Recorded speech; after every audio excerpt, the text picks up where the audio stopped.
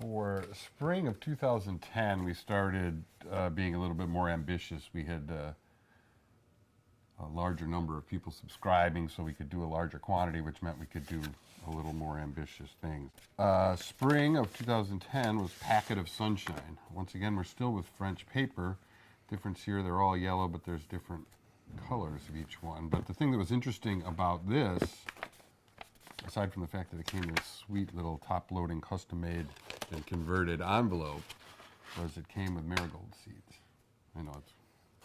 And planting instructions, yeah, from planting instructions. what was it, Bay City, Michigan, Bay Farm Services in sent Bay us. City, Michigan. You'll notice that, I mean, everything is made in the USA, but these were a particular Cracker Jack mix, and they actually worked very well because lots of people on Flickr showed photos of their marigolds growing. So This was probably the first one where we had to bring in a bunch of extra people to pack them up too. So we had people dropping those seeds in the envelopes, had a big assembly line going on, and yeah, for most of them since that, we've had to bring in some extra help for packing, especially where there's a lot of assembly required. yes, and you'll see there are some that are going on. So, all right, so the people always ask, well, how do you come up with the next idea? And we don't really have any set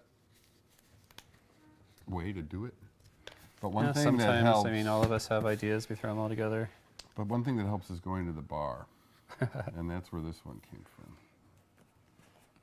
This is one of the few ones that are still available. This is the County Fair edition. And then Steve, who's filming us today, this is where we did our first film that really didn't sell the product. Steve and Daniel Zarek went to the Iowa border to a small town summer fair, county fair, and just shot cool video. There's 50 versions of this one. This one was, yeah, production-wise, you know, it was, first of all, it was Steve did most of the research, tons, show the back of it here, tons and tons of facts on the back of each edition, and there were 50, obviously, different editions, one for each state. So, so Steve, you know, had to go, you know, online and you know, find the state soil and the state insect of 50 states, and there's a lot of conflict, apparently, for a lot of the facts, which figure is right as far as population, you know, whether to go by census or by, you know, what the state says. So it was, you know, getting all the facts down was hard enough to begin with, then getting that all typeset onto 50 books and getting each book printed in 3 colors and figuring out which states we thought would sell better than others. You know, we printed a lot more New Yorks than we did Iowas, but then I think Iowa was the first one we ran out of because a couple bookstores there, you know, sold a lot of them right away. Yeah, or Oklahoma City. Yeah, so, you know, it was mostly, you know, the state breakdown was mostly what you suspect, but we had a few surprises. So we've gone back on press with these a few times, either to pick up a few states we were running out of or to do a whole nother run of them. So we've kept these in stock ever since. Yeah, they're available in 3 packs. The subscription sold out right away, but they're available in 3 packs.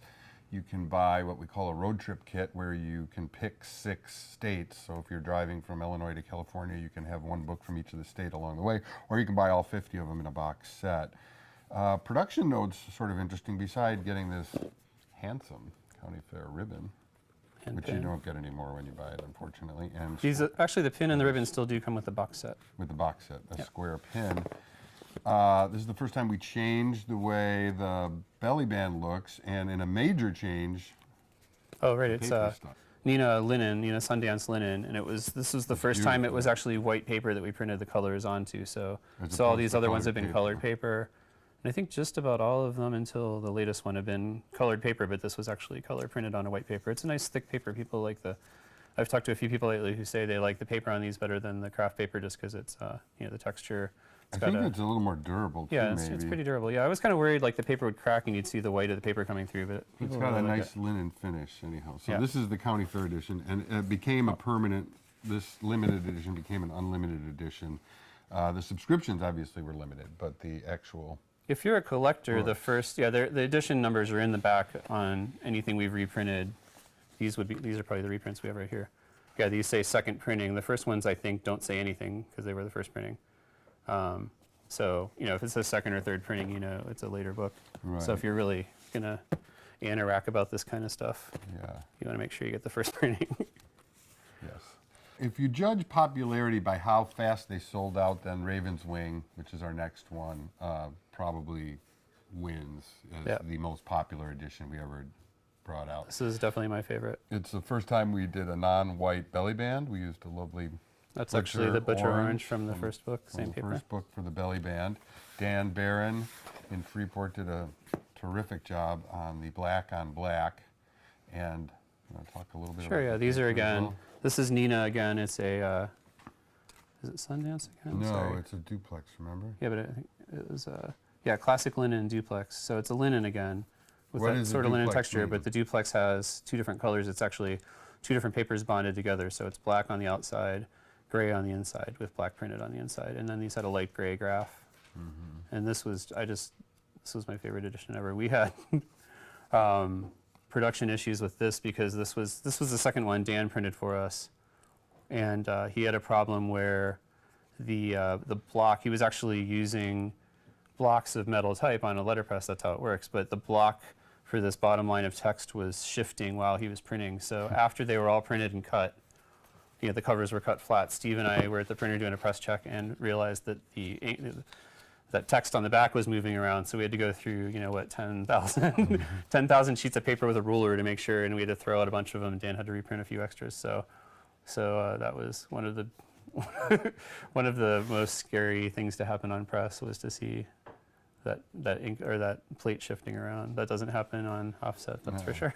We get more requests for this to be reprinted than anything. Also, Steve and Bryan made a film with Dan called Wings, which was very popular, that shows the actual The technique process, and the production process on this, I wouldn't say antique letterpress, but vintage letterpress. Vintage, definitely, yeah. still It's done like by I think he hand, uses like a meal press from the 30s or 40s for most of this stuff. Yeah, and he's a cool guy, and He's loves his he's an work, amazing yeah. guy. It's just so it's fun to go out there and see what he does. So, the next one was our biggest screw up ever. Totally. This is winter of 2010. This is called Balsam Fir. There's a lot to like about this. Unfortunately, we didn't give people time to like it. We were very late with getting it out, and the whole concept of it was that you could buy it and give it away as a Christmas present. So it came with this Happy Holidays card that you, beautiful letterpress card, again by Dan, I think, that you could fill out, and it came with an envelope. My favorite part of the mailing envelope is that we actually printed the inside in red, which is kind of overly detailed, Yeah. I suppose. It's a beautiful green. It's the first time we ever did a foil stamp. for Right, the and we had cover. the movie this time again was out at what is it, Die Crafters, I think was the name of the company. Who that did the who foil did the stamp. foil stamp. That's an amazing process. Yeah, and that's a neat process too. It's actually very similar to letterpress, but they use heat to fuse the foil to the paper. Right. And we thought these would sell great, except we didn't have them available till like the middle of December. So the whole concept of these being given away as presents didn't work out because people couldn't order them in time to give them as presents. And because of that, they sold slowly. They did sell out eventually. Well, we also, this was the first one I think where we had a retail edition that was different than the subscriber and online edition. It You was mean wholesale? or wholesale edition, Yeah. that we'd sell through our retailers. Right. And it was exactly the same books. So no, I think actually, I no, think we printed maybe- some. Yeah, these say craft green first printing. So these actually are. Right. These are actually not.